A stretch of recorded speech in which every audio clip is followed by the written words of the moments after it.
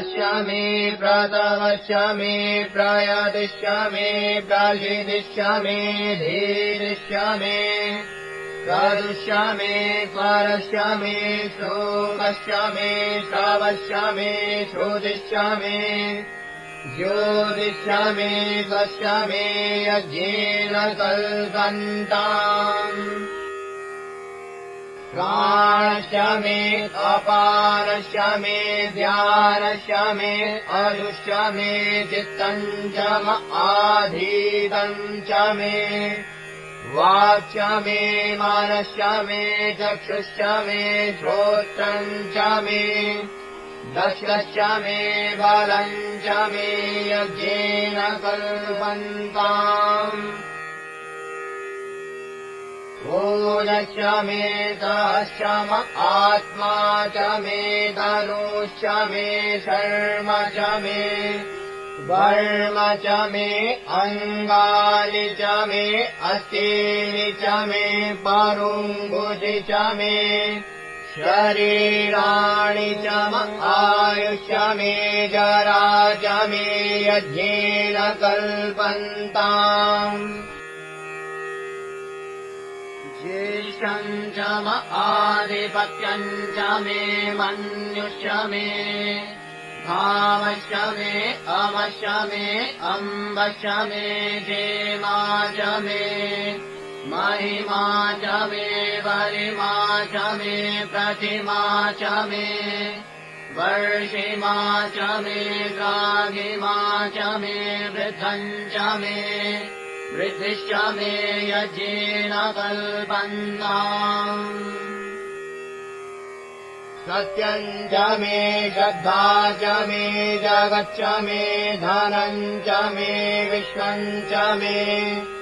महश्च मे क्रीडा च मे मूलश्च मे जातम् च मे जनिष्यमाणम् च मे सुकृतम् च मे सुकृतम् च मे यज्ञेन कल्पन्ताम् घृतम् च मे अमृतम् च मे अयक्ष्मम् च मे अनामयश्च मे जीवातुश्च मे दीर्घायुत्वम् च मे अनमित्रम् च मे अभयम् च मे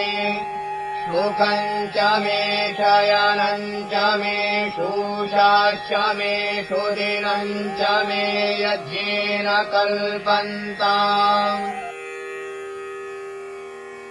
यन्ता च मे भर्ता च मे क्षेमश्च मे धृतिश्च मे विश्वम् च मे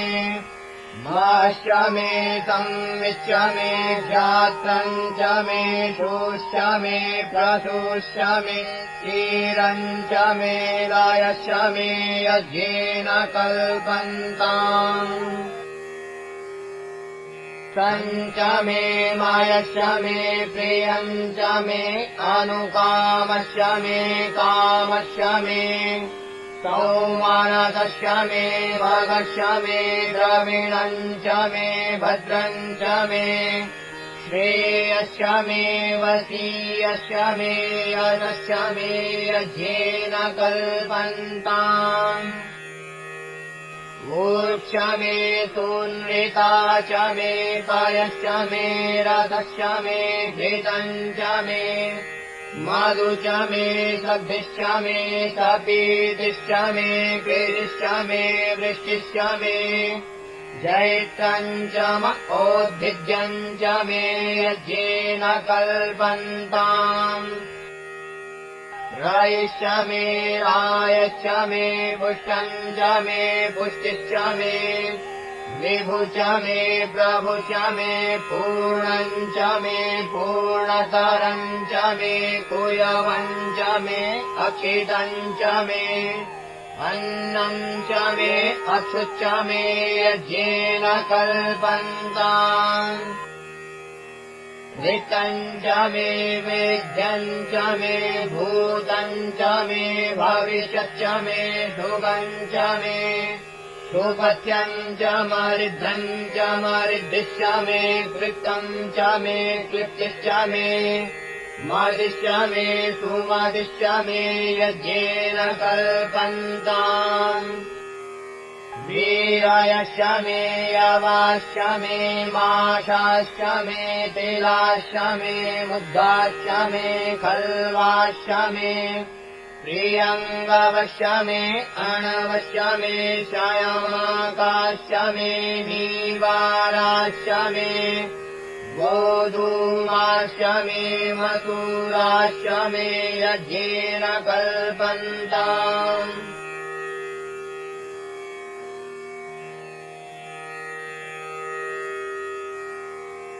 अस्मा च मे मृत्तिका च मे गिरयश्च मे पर्वताश्च मे सिकताश्च मे वनस्पतयश्च मे हिरण्यम् च मे अयश्च मे श्यामम् च मे लोहम् च मे शेषम् च मे प्रभु च मे यज्ञेन कल्पन्ताम्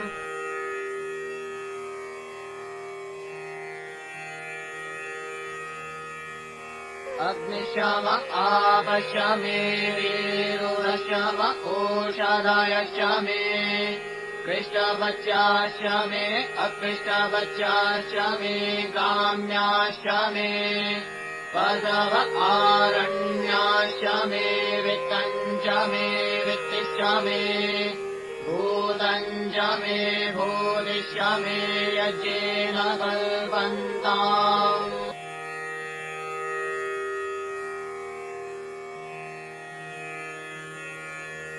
वसु च मे वसतिश्च मे कर्म च मे शक्तिश्च मे अर्धश्च एवश्च इत्या च मे गतिश्च मे यज्ञेन कल्पन्ताम्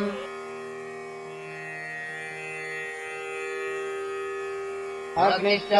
इन्द्रश्च मे सोमश्च इन्द्रश्च मे सविता च इन्द्रश्च मे सरस्वती च इन्द्रश्च मे पूषा च इन्द्रश्च मे बृहस्पतिश्च इन्द्रश्च मे यज्ञेन कल्पन्ताम् मित्रश्च इन्द्रश्च मे वरुणश्च इन्द्रश्च मे धाता च इन्द्रश्च मे त्वष्टा च इन्द्रश्च मे मारुतश्च इन्द्रश्च मे विश्वे च मे देवा इन्द्रश्च मे यज्ञेन कल्पन्ताम् अग्निश्च मे रश्मिश्च मे अदाभ्यश्च मे अधिपतिश्च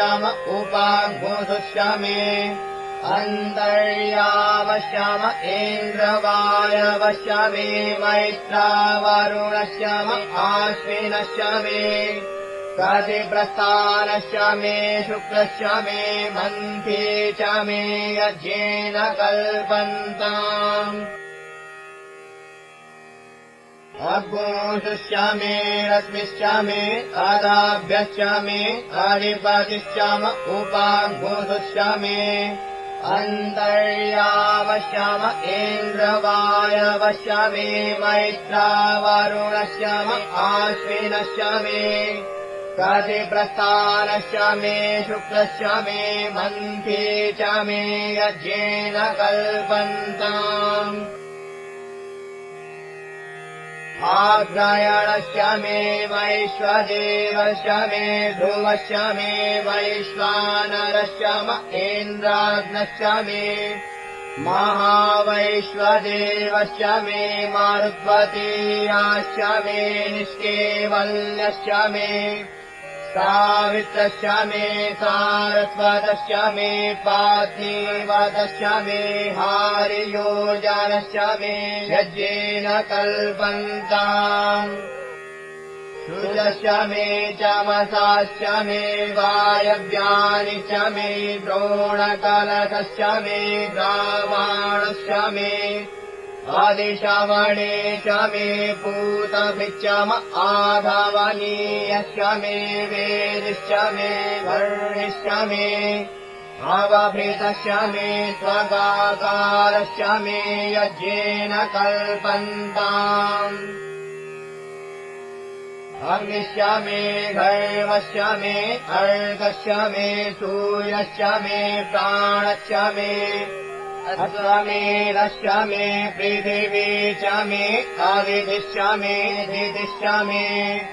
द्यौश्चामे अङ्गुलयः चत्वारयोधिदश्चामे यज्ञेन कल्पन्ताम्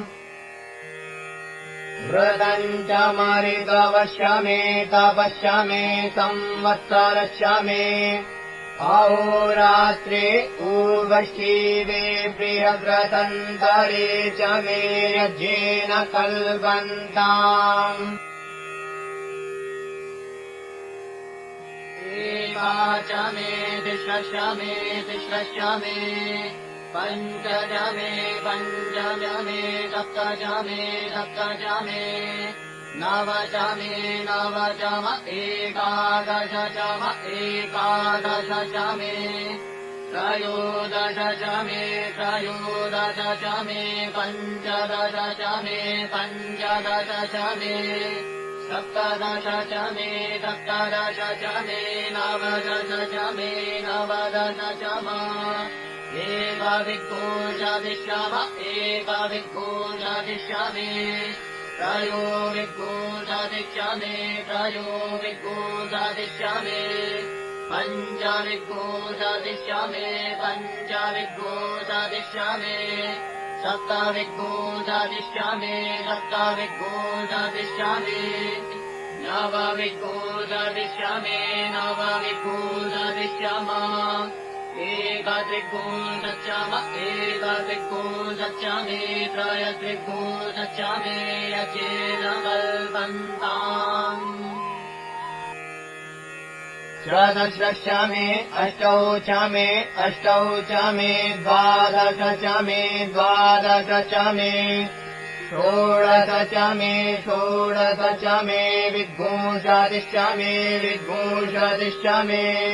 चतुर्विंशतिश्चमे चतुर्विंशतिश्चमे अष्टाविंशतिश्चमे अष्टाविंशतिश्चमे द्वात्रिंशच्चमे द्वात्रिंशच्चमे षट्त्रिंशच्चमे षट्त्रिंशच्चमे चत्वारिंशच्चमे चत्वारिंशच्चमे चतुश्चत्वारिंशच्चमे चतुश्चत्वारिंशच्चमे अष्टाचत्वारिंशच्चमे यज्ञेन कल्पन्ताम्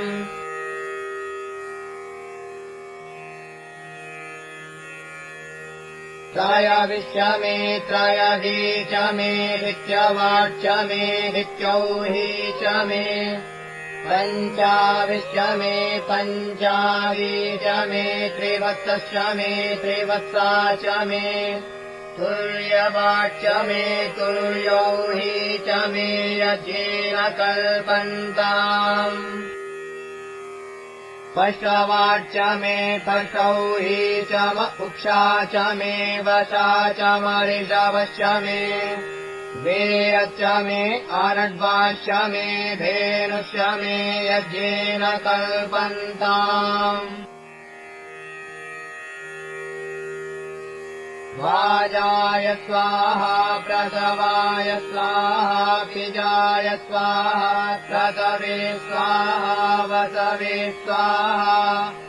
अर्पतये स्वाहान्ये मुग्धाय स्वाहा मुग्धाय वैनघोषिणाय स्वाहा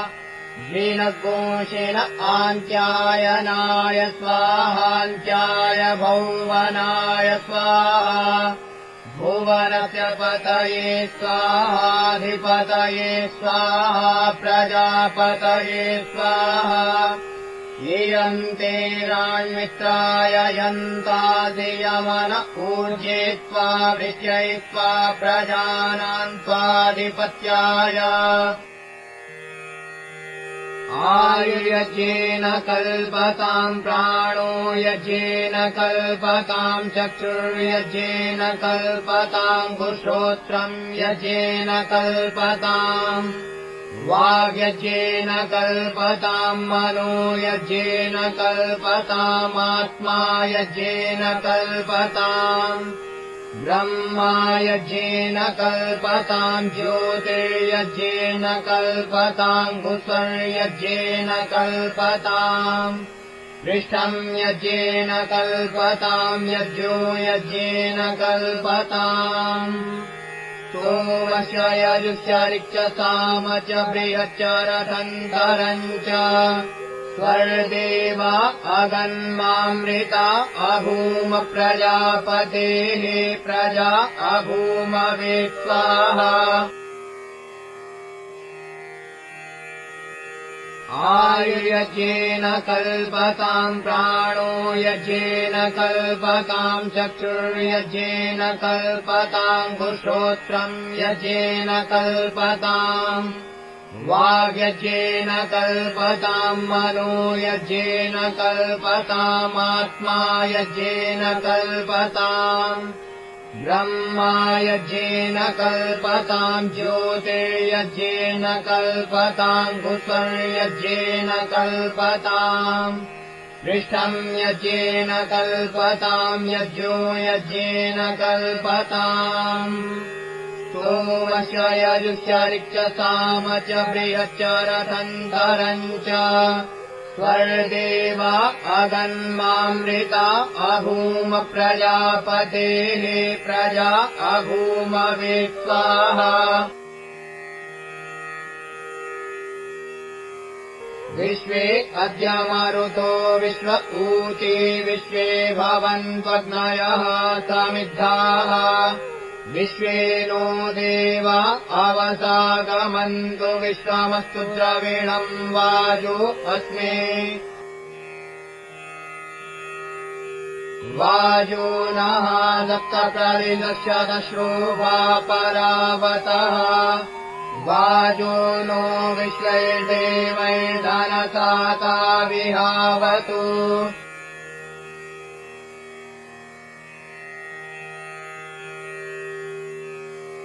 वाजो नो अद्य प्रसुवादिदानम् वाजो देवा ऋतुभिः कल्पयाति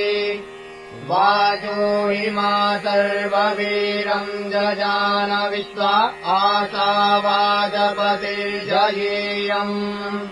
वाजः पुरस्तादुतमध्यतो नो वाजो देवान् हविषा वर्धयाति वाजो हिमा सर्ववीरम् चकार सर्वा आशा वाजपतिर्भवेयम् पयः पृथिव्याम् पय ओषधीषु पयो दिव्यन्तरिक्षे पयोधाः पायस्वतीः प्रदिशः सन्तु मह्यम्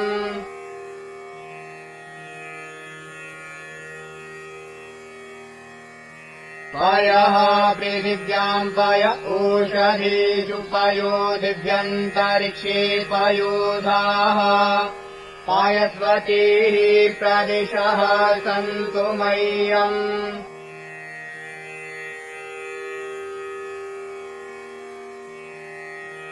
देवचत्वा सवितुः प्रसवे अश्विनोर्बाहुभ्याम् पूष्णो हस्ताभ्याम्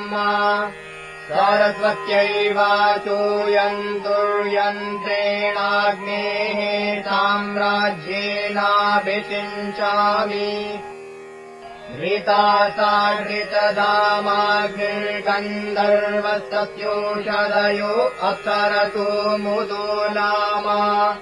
सन इदम् ब्रह्मक्षत्रम् पातु तस्मै स्वाहा वाट्टाभ्यः स्वाहा ऋता सा ऋतधामाग्निर्गन्धर्वस्तस्योषधयो अप्सरतो मुदो नाम सन इदम् ब्रह्मक्षत्रम् पातु तस्मै स्वाहा वाट्टाभ्यः स्वाहा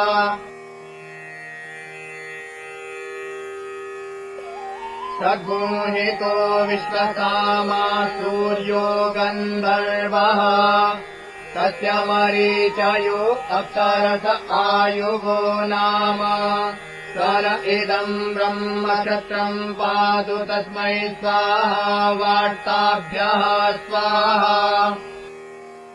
सुषुम्नः सूर्यरश्मिश्चन्द्रमा गन्धर्वः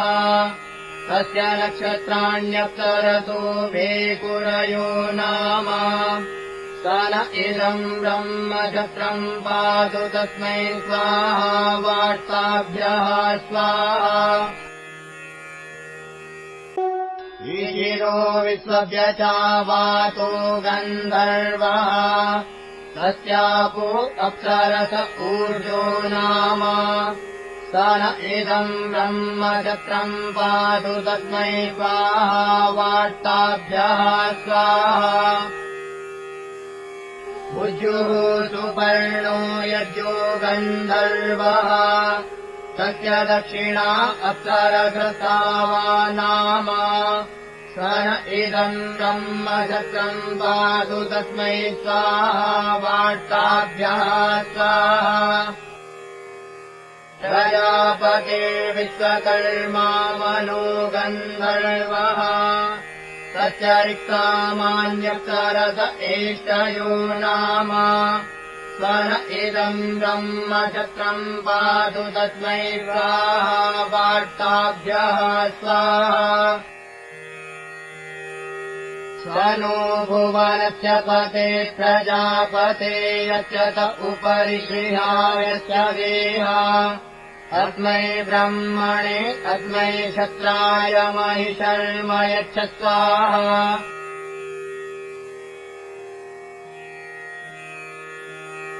समुद्रो अधिनवस्मानार्द्रदानुः सम्भूर्मयो भूरभिमावाहि स्वाहा मारुतो अधिमरुताङ्गणः सम्भूर्मयो भूरभिमावाहि स्वाहा अवस्यूरतिरोवस्वान् शम्भूर्मयो भूरभिमावाहि स्वाहा यास्ते अग्ने सूर्ये रुचो दिवमातन्वन्ति रश्मिभिः ताभिर्नो अद्य सर्वाभिरुचे जनाय नष्टिभिः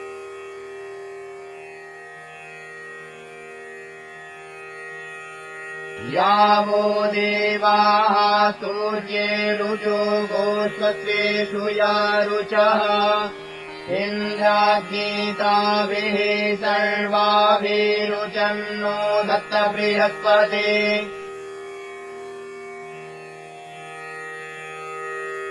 रुचन्नो धेहि ब्राह्मणे दुरुजग्मुराजसु नश्विः रुचम् विश्वेषु सूत्रेषु मयि धेहि रुचारुचम्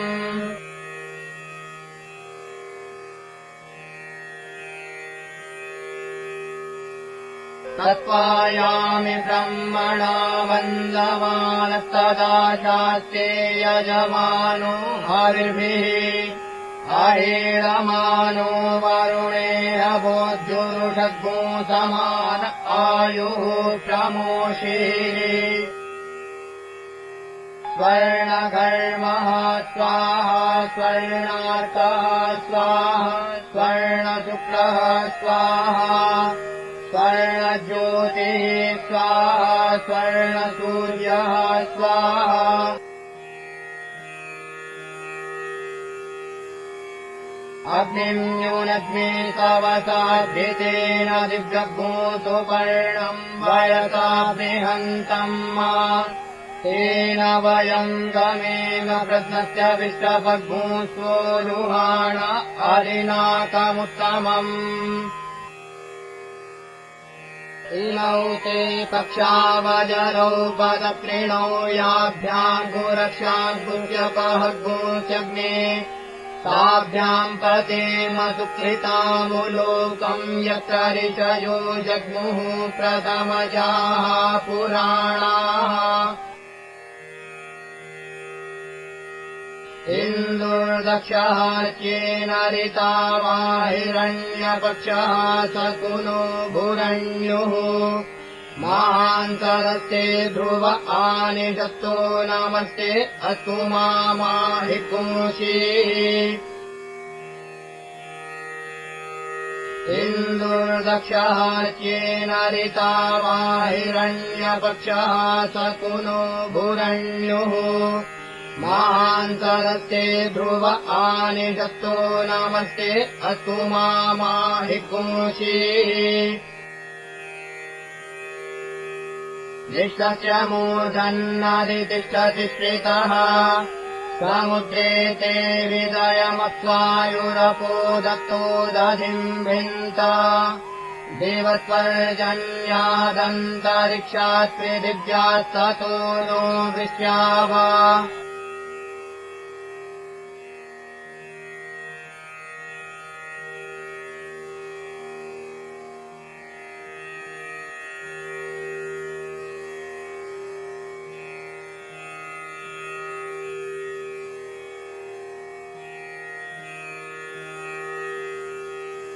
इष्टो अग्निराहुतः पिपर्तु न इष्टभूमभिः स्वगेदम् देवेभ्यो नमः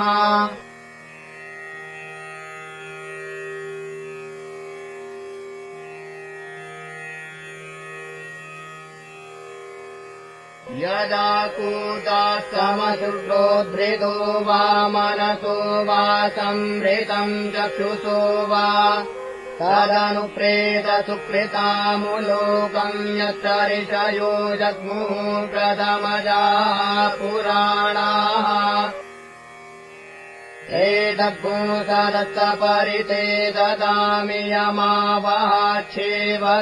जातवेदाः अन्वादन्ता यज्ञपतिर्वो अत्र तद्भूस्मजानीत परमेभ्यो मन् एतम् जानाथ परमेभ्यो मन् देवाः सरस्ताविदरूपमस्य यदा गच्छात्पतिभिर्देवयानैरिष्टापूर्ते कृणवासाभिरस्मै उद्भुज्य स्वाग्ने प्रतिजाग्ने त्वमिष्टापूर्ते तद्भूषिजेथामयम् च अस्मिन् सरस्ये अच्युतरस्मिन् विश्वे देवाय जमानस्य सीदत येन वहति सहस्रम् येनाग्ने सर्ववेदसम्मा तेनेमम् यज्ञम् नो नय सर्देवे सुगन्तवे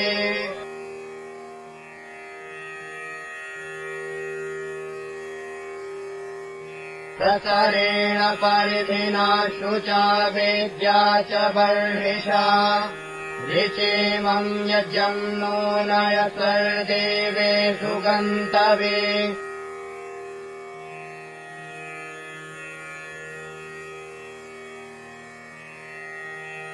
यद्दत्तम् यत्परादानम् यत्पूर्तम् याश्च दक्षिणाः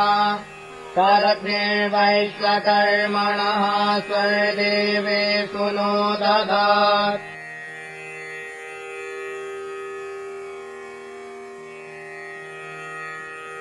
यत्र धारा अनपेता मधोर्घितस्य च याः तदग्निर्वैश्वकर्मणः स्वर्देवेषु नो ददात्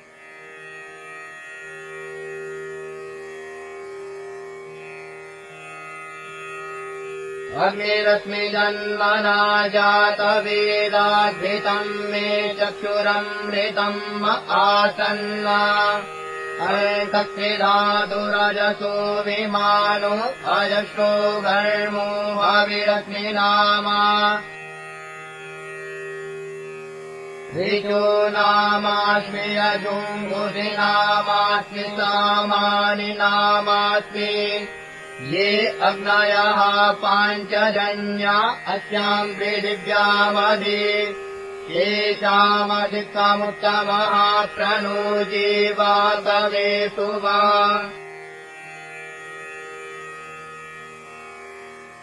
वार्त्रहत्याय सवसे प्रीतनाशाय्याय च इन्द्रत्वा वर्तयामसि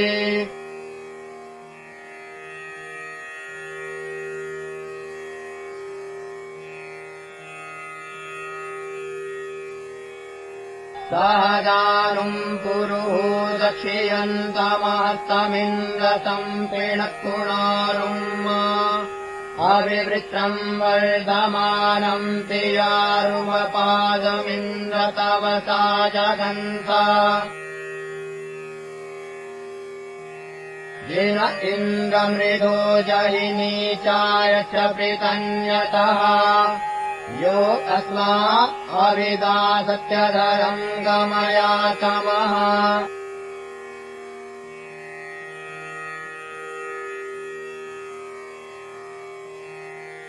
मृगो न भीमः कुचरो गिरिष्ठाः परावत आजगन्था परस्याः श्रीगद्गो सद्गोषाय पविमिन्द्रदिग्भम् विशत्रून्ताडिविमृदो नुदस्व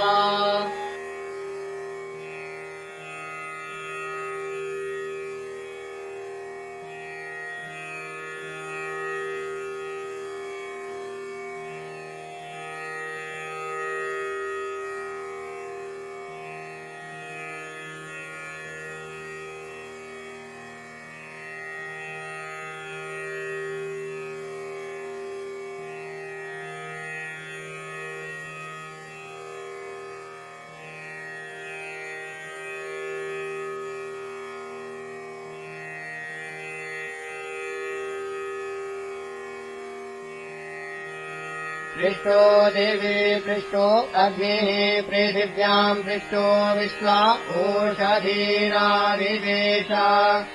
वैश्वानरः सहसा पृष्टो अग्निः स नो दिवासरितस्पातु नस्तम् अस्यामतम् काममग्ने तवोति अस्यामरैर्भूरैवः सुवीरम्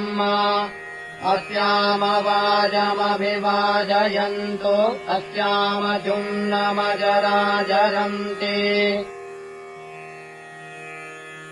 वयन्ते अचररिमाहि काममुत्तानहस्तानमतोपसद्य यरिष्टेन मनसा यक्षिदेवानस्ते धतामन्मना विप्रो अग्ने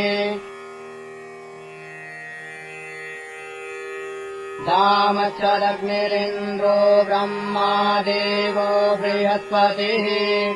सचेतसो विश्वे देवा यज्ञम् प्रावन्तु नः शुभे